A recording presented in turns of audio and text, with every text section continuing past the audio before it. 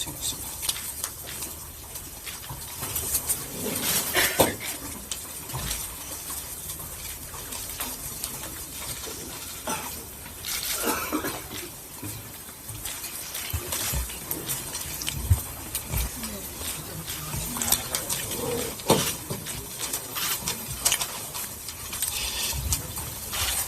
예, 그러면 시작하겠습니다. 안녕하십니까. 오늘은 중앙선대위 회의 사회를 맡은 경기도 김포을 지역구 박상혁 디지털 본부장입니다. 그러면 지금부터 상임공동선대위원장의 개선으로 제2차 중앙선거대책위원회 회의를 시작하겠습니다. 네, 제2차 중앙선거대책위원회 회의를 시작하겠습니다.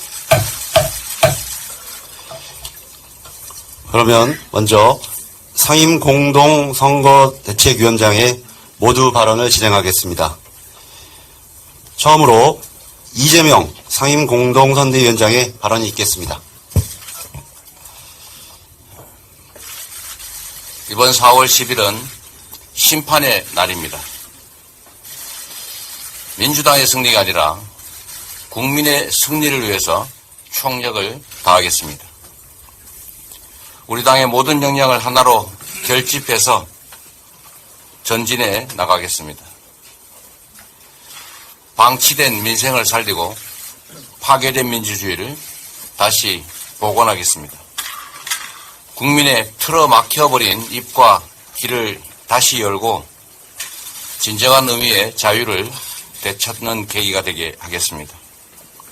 4월 10일 심판의 날 오직 국민의 눈높이에서 국민을 섬기는 자세로 주권자인 국민 승리를 위해서 우리 민주당은 혼신의 힘을 다할 것입니다. 오늘은 동작을 지역과 용산 지역을 방문합니다.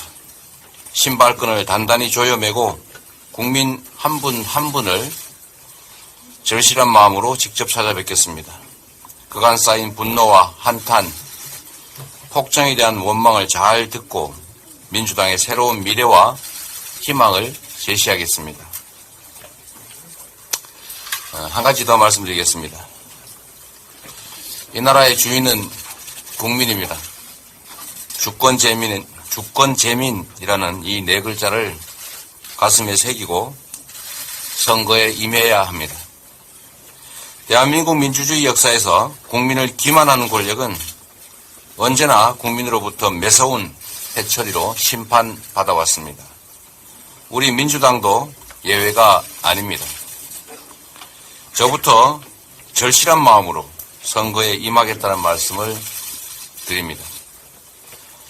저를 비롯한 우리 민주당의 모든 후보들과 당의 구성원들도 앞으로 더 한층 말과 행동에 신중을 기해야 할 것입니다.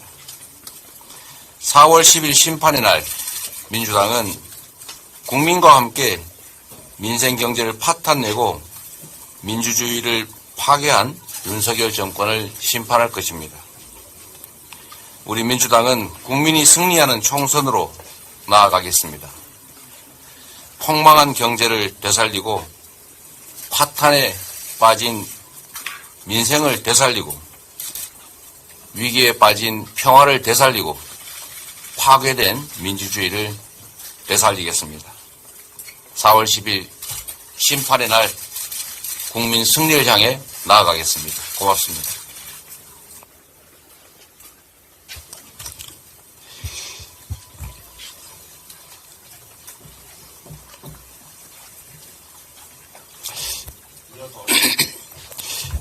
이어서 이해찬 상임공동 예, 지금 이재명 대표님께서 말씀하신 것처럼 4월 10일은 지난 2년간을 평가하는 그리고 정권을 심판하는 아주 중요한 선거입니다. 근데 지금까지 성적표를 보면은 30점대밖에 못 맞았습니다. 40점 이하로 맞으면은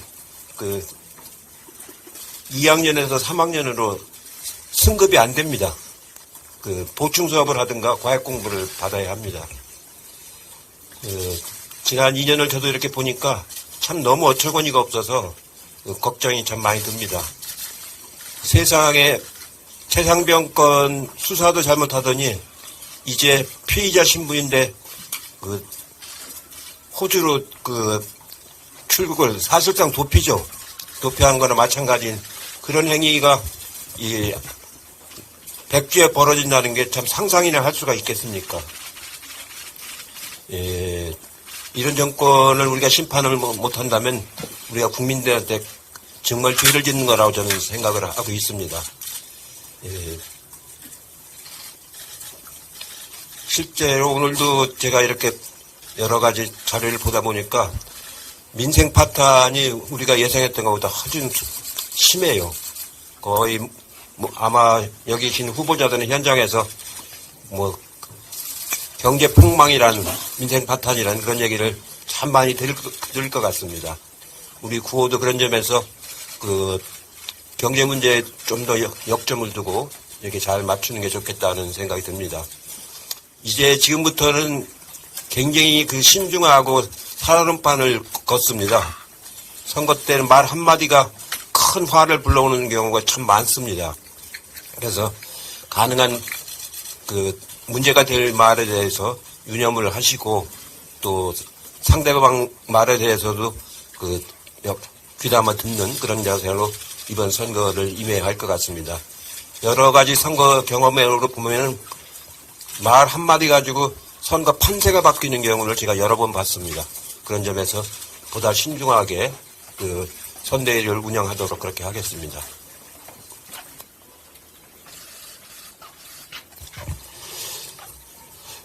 다음으로는 김부겸 상임공동선대위원장의 발언이 있겠습니다.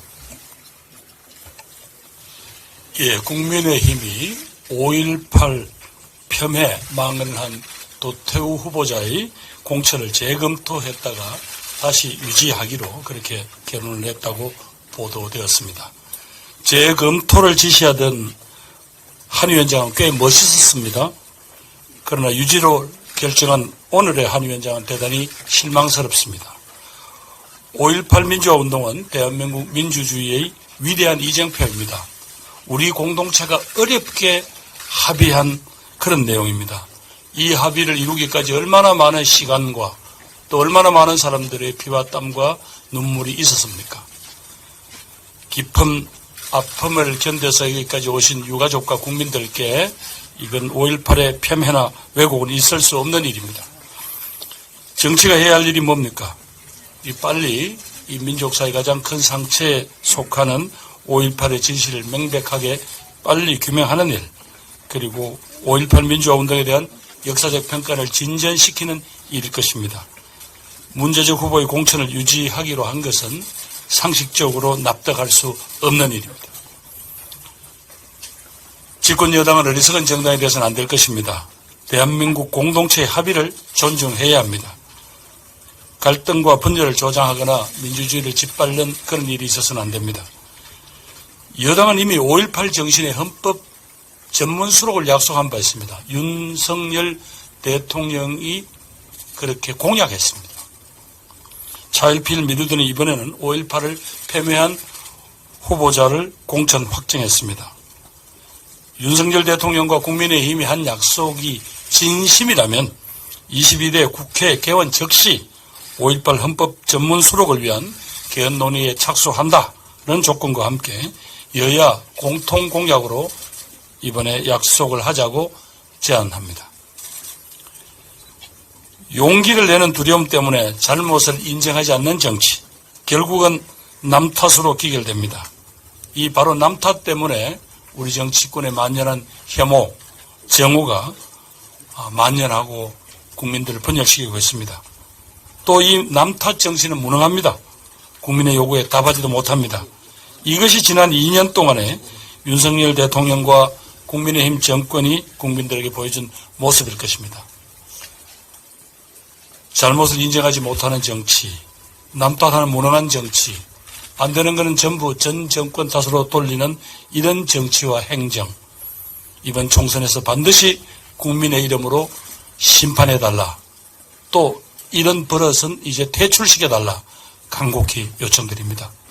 민주당은 5.18 운동에 대한 역사적 평가를 진전시키는 일에 국민 여러분들과 함께 열심히 하겠다, 앞장서겠다, 그런 약속을 드립니다.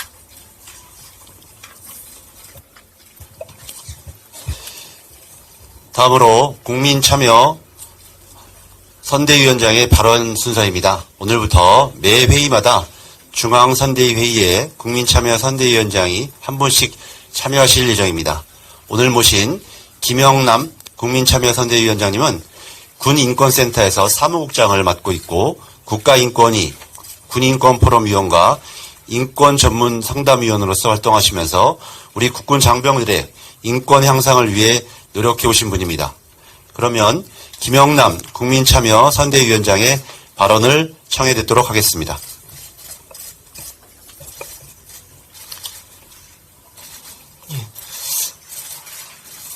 국민참여 선거대책위원장으로 함께하고 있습니다. 군인권센터 사무국장 김영남입니다.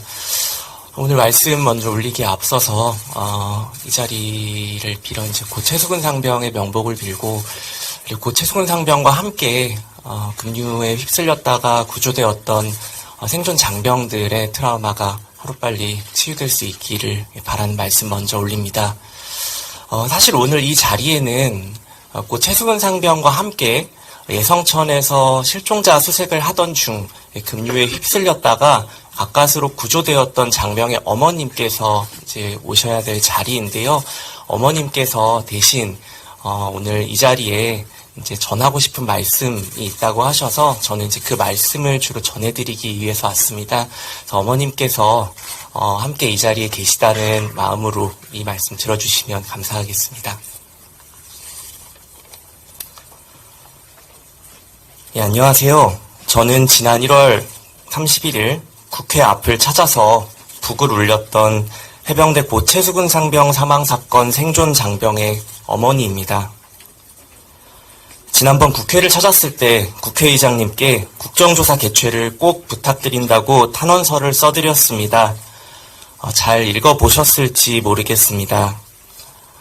우리 아이들이 누가 물에 들어가라고 지시했는지 알고 싶었습니다. 그리고 왜 대한민국 정부가 아직도 그것 하나 알아내지 못하고 있는지 궁금했습니다. 못 알아내는 게 아니라 안 알아내는 것이겠지요. 그래서 국회가 나서서 국정조사를 해주길 바라는 마음으로 읍소하러 찾아갔었습니다. 그날로부터 벌써 한 달하고 반이 지나 봄이 되었습니다. 국정조사는 아직도 소식이 없습니다. 국정조사를 요구하는 국회의원들의 요구서가 의장님께 간 것이 11월인데 이제 3월입니다. 눈물로 호소해도 몇만 명의 시민이 청원해도 국정조사는 불가능한 것인지 묻고 싶습니다. 국회가 국정조사를 하지 못하고 멈춰있는 동안 이종석 전 국방부 장관이 호주 대사가 되어서 떠났습니다. 출국 금지도 해제시키고 수사도 무력화시키고 있습니다. 있을 수 없는 일들이 벌어지고 있습니다.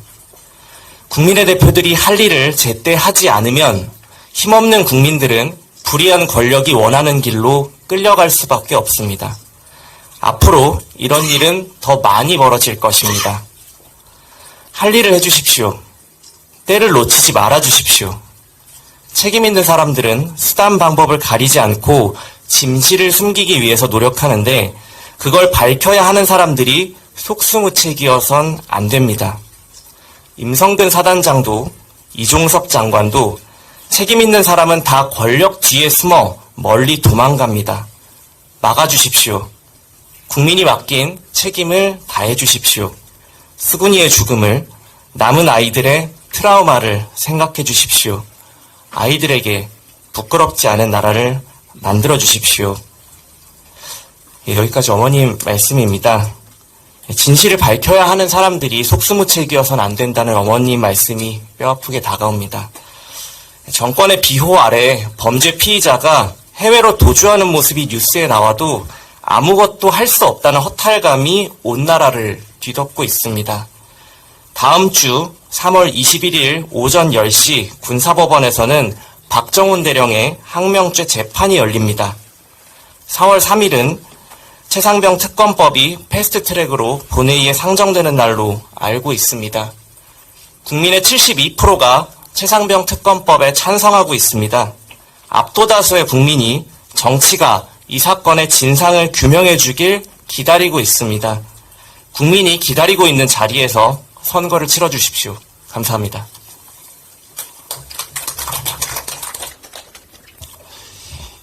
예, 다시 한번 김영남 국민참여 선대위원장님의 말씀 감사합니다. 그러면 이상 발언을 모두 마치고 상임 선대위원장께서 회의를 폐회하시겠습니다.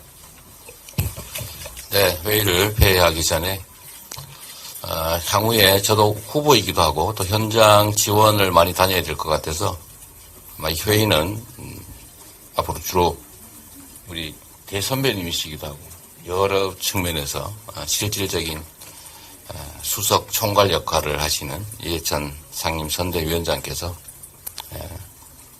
수석이 좋을까요? 총괄이 좋을까요? 네, 여하튼 선임 수석의 개념으로 수석이 좋을 것 같습니다. 수석 상임 선대위원장으로 회의를 진행하게 될 것 같습니다.